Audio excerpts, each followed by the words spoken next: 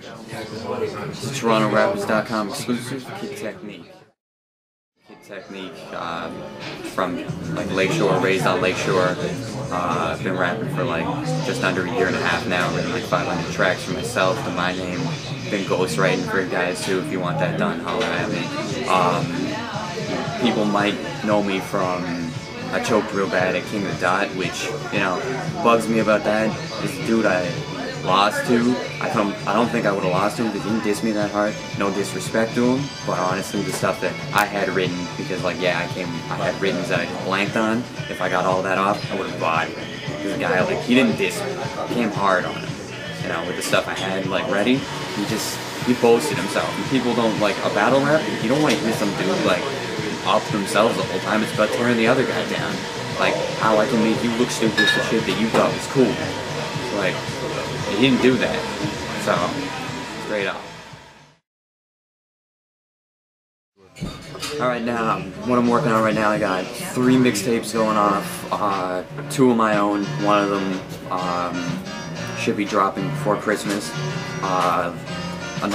The other one is with the group I work with, LSD, Lakeshore Disciples. It's me and 4 other guys.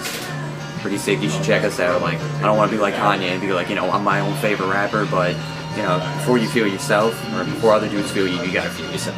Straight up. You know, and I feel like I caught some flack from people just like hate off the bat because I choked on that battle, but in all honesty, like, dude didn't diss me. Straight out. He wants to come at me, we can, anytime, but bring it into my domain. You know, get on the track, I'm plotting. You can't step to me lyrically. You might be able to float circles around me, but when you don't diss me with anything, what the lyrics is about, you don't do shit. You know, like, no disrespect to Made Way, but it's like, you're getting too hyped off your own shit, you know? It's like you, just because you say you spit crack, or like you cook it kind of thing, you get hyped off your own fumes. That's what I'm saying. Dude's gassed up, he needs to chill. That's it, man. Like calling out Dexter Dunks and all the stuff that they're doing in King of the Dot, like, chill, you know? It's like, it's music. It's like, you're talking like you're gonna take this to like fisticuffs outside of the raps. Like, it's wax, leave it there, you know? You wanna diss some dude and say some like corny punchline or something like that, do it. That's all I gotta say. My flow comes from like old school. It was like, not old school, but like my older stuff that people might be more familiar with, which is gonna be like the exact opposite of what I'm dropping. That came from like dudes I worked with that were like, try to sound more like we are and mesh with us. As for the stuff that I'm dropping, like, I've had like some producers like holler at me, and like guys that I work with, like guys that are really trying to push me along and hone my, like, get me to do my own thing. They're like, I got this kind of velvet and like thing in my voice when I rap, where it's like Snoop-ish, and like I can do this fast stuff where it's kind of like Twista, so it's like Twista and Snoop put together, but white.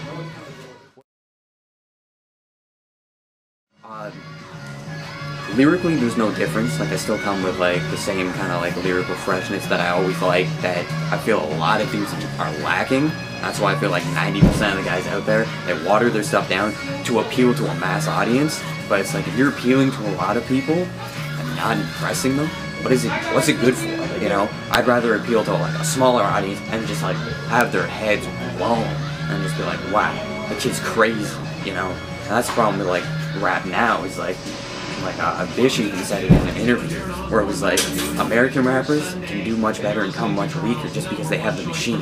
Up here, we don't have anybody like that. We don't have, like, we got labels up here, but they're too scared to take the chance on hip-hop, you know, which is ridiculous in this day and age. Like, it's been around for so long that why are people still sleeping on guys up here in Toronto? Like, we're the next scene to blow. Like, in all honesty, Houston had its time, they faded. We had, who came after them? The South picked up more. Then it was Miami. Toronto's the next hub for rap. Like, like, which brings me to the guys I'm feeling in the city. There's so many guys in the city. There's better than guys out there. Like who? Who are you feeling in the city right now? You can just like go down the list. Like, any guys that have put on with you, like through Toronto rappers, are basically ill cats. But my like personal faves that I really like, you got Bishop Brigante is really good. Camouflage is dirty as hell. Charlie Blackwood, who I'm trying to holler at and do some collabs with, just because I think the kid's fresh as hell, and I want to do some stuff like that. You know, Peep Cream Team, those guys are old school, but they're like, you know, they're dirt. They were like the only guys at one point in time that were competing with Drake for hits on MySpace before he got picked up by YM. See what Toronto rap, I want to see it take off, as it should be. You know, we should be like how like New York is, how LA is. Like we got guys out there. In my opinion, the only thing that like kind of fucked us up is guys that came out of here first. Like the biggest name to come out of here first was like Cardi recently, and he came with the patois stuff. So it's like that was one style. People were like, oh, okay, Toronto's like on that kind of tip. Then Drake comes out and he's like, he can be lyrical and like crafty and clever, and then he can do sing-song. And that like those two are completely different. So it's like, what's Toronto on? And that's the only reason labels are kind of like scared to like venture up here. Is it's like, what do we market when we don't know what to market? And it's like, at the same time, that's how you should do it. It's like that we don't have just one sound. We got multiple things going on that can easily pop off and go off at any time. You know. I laugh because dudes will come at me like, you know, you're not like the realest cat out there, and I'm like, you know, if really you is me only talking about like doing the hand-to-hand, pushing grams, packing gas, selling cracks, and like, you know what, that is a certain aspect of real. But my real comes from the fact that I can sit here, look anybody in the face and say, you know what, I rap, I do it dirty, and I don't have to say that. My realness comes from the fact that, you know what, I am from a grimy area. Like, in all honesty, people are like, what's Lakeshore? Lakeshore's like a bit of a slum that was like a crack den that just got too big. You just got too many custodies and buckets hopping around all over the place, and it's like, why does everyone have to rap that way? You know, just because that's like, you're a product of your environment to some extent, you know, if that's what you are and that's what you know and that's what you live, then do it. You know, just because I was raised in that and seen that, doesn't mean I gotta rap about it. You know, but I flip the script on guys because I can, like, I'll make you think I'm rapping about that sometimes, but I'll flip it on dudes and be like, lyrical, I'm this. Like, vocally, I'm this. Like, for example, like, when people say they spit crack, you know, like, I'll say, like, I got all kinds of metaphors like that. Just, like, going through stuff that I can do, like, me and OD are about to, like, drop this one track called Pick Your Poison, where the whole thing is just, like, metaphors and built upon that, like, you know. You can give us a little something from that?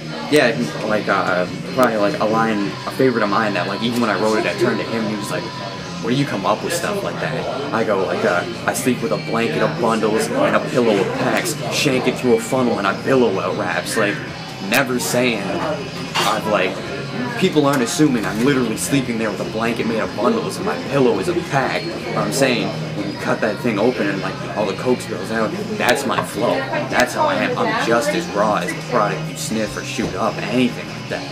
You know, I'm just in human form. I got my stuff all over YouTube. You just punch in my name, like it pops down kind of thing. MySpace, Reverb, Reverb Nation, I'm putting more stuff back up there. What's your MySpace? MySpace, myspace.com/KyddTeknik, KYDDTEKNIK. You know, same, have tracks for my solos can be found there. Group stuff is myspace.com/Lakeshore Disciples, and same thing goes for Reverb Nation. Check it, I'm the subliminal, syllable original, in the middle of a riddle, never belittle what I scribble. I'm at the pinnacle of cynical and a mystic with this lip shit, still linguistic lunatic and a verbal assassin, laughing, miracle mapping, spiritual clapping, through lyrical rapping. So you spectate, I'll dictate my phonetic fate, but at any rate, allow me to articulate my commitment to communicate while I verbalize the prize for my rise, and it's no surprise that I despise lies, so I express a true rhyme fast, even when nothing's left, because the mic gets pounced when I announce high amounts of bounce as I pronounce the way I convey and dismiss dismay with dwindle and delay, because I'm a lingual luga, a rhetoric ruga, so I can declare I'm done with despair in a way that don't seem fair. My spit, it don't spare. I keep going, ever flowing, never slowing, better with a poem, technique.